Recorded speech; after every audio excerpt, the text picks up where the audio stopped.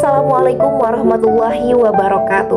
Perkenalkan, nama saya Nadia Sundanaya dengan NIM 12240100093 dari Program Studi Bimbingan dan Konseling Islam Fakultas Dakwah dan Komunikasi UIN Sunan Gunung Jati Bandung.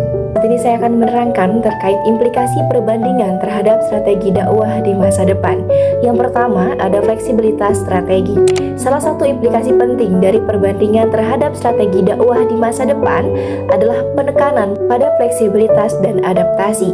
Hal ini berarti bahwa strategi dakwah harus mampu menyesuaikan diri dengan dinamika sosial, budaya, dan juga teknologi yang terus berkembang, sehingga pesan dakwah dapat diterima dan dipahami oleh berbagai kalangan masyarakat.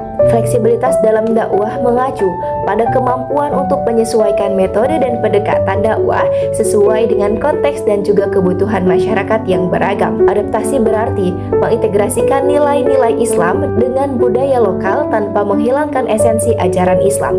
Kedua aspek ini sangat penting untuk memastikan bahwa dakwah tetap relevan dan juga efektif dalam berbagai situasi dan juga kondisi.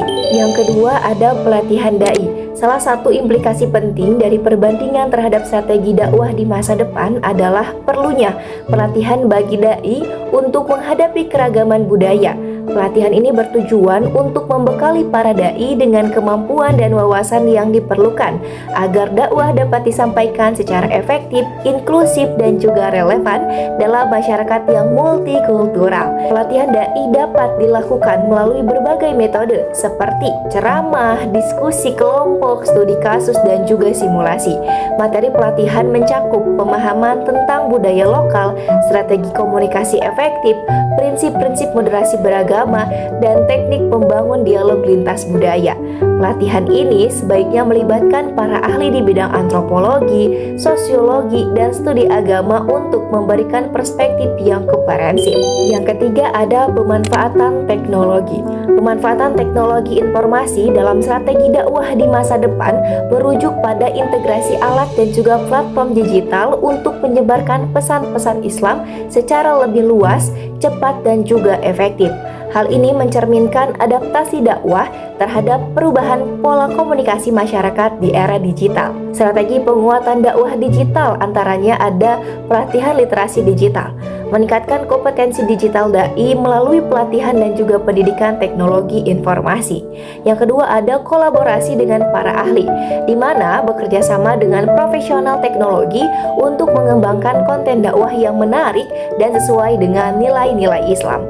Yang ketiga, ada pemanfaatan teknologi canggih, mengintegrasikan teknologi seperti artificial intelligence dan juga Internet of Things untuk memperluas jangkauan dan juga efektivitas. Yang keempat, ada kolaborasi antar agama. Kolaborasi antar agama dalam isu-isu sosial merupakan salah satu implikasi penting dalam strategi dakwah di masa depan.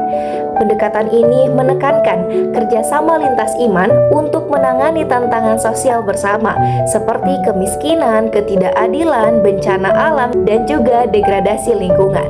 Tujuannya adalah untuk membangun harmoni sosial dan memperkuat peran agama sebagai kekuatan moral dan sosial dalam masyarakat yang multikultural. Kolaborasi antar agama berarti membangun sinergi antar komunikasi dan tokoh agama dari berbagai keyakinan untuk menangani bersama isu-isu sosial yang bersifat universal. Alih-alih fokus pada perbedaan teologis, pendekatan ini justru mengedepankan nilai-nilai bersama seperti kasih sayang, keadilan, dan juga kemanusiaan. Yang terakhir, ada kebijakan organisasi. Salah satu implikasi penting dari perbandingan terhadap strategi dakwah di masa depan adalah perlunya pengembangan kebijakan organisasi dakwah yang responsif terhadap dinamika sosial budaya. Hal ini berarti bahwa organisasi dakwah harus mampu menyesuaikan kebijakan dan juga programnya dengan perubahan sosial dan budaya yang terjadi di masyarakat agar pesan dakwah tetap relevan dan juga efektif, seperti responsif terhadap keragaman budaya dan sosial, di mana organisasi dakwah perlu mengembangkan kebijakan yang menghargai perbedaan budaya, bahasa, tradisi lokal sehingga pesan dakwah dapat diterima baik oleh berbagai lapisan masyarakat. Yang kedua, penguatan manajemen organisasi dakwah. Agar dapat merespon dinamika sosial budaya dengan baik, organisasi dakwah harus memiliki manajemen yang kuat. Hal ini meliputi perencanaan strategis, pengorganisasian yang efektif, pelaksanaan program yang adaptif, serta evaluasi yang berkelanjutan. Yang ketiga, ada pengembangan layanan baru yang relevan. Organisasi dakwah perlu mengembangkan layanan baru yang sesuai dengan kebutuhan masyarakat saat ini. Pengembangan layanan baru ini harus didasarkan pada pemetaan kebutuhan masyarakat dan juga kapasitas organisasi. Yang terakhir ada perencanaan dakwah yang strategis, di mana perencanaan dakwah harus disesuaikan dengan perubahan sosial yang terjadi di era globalisasi.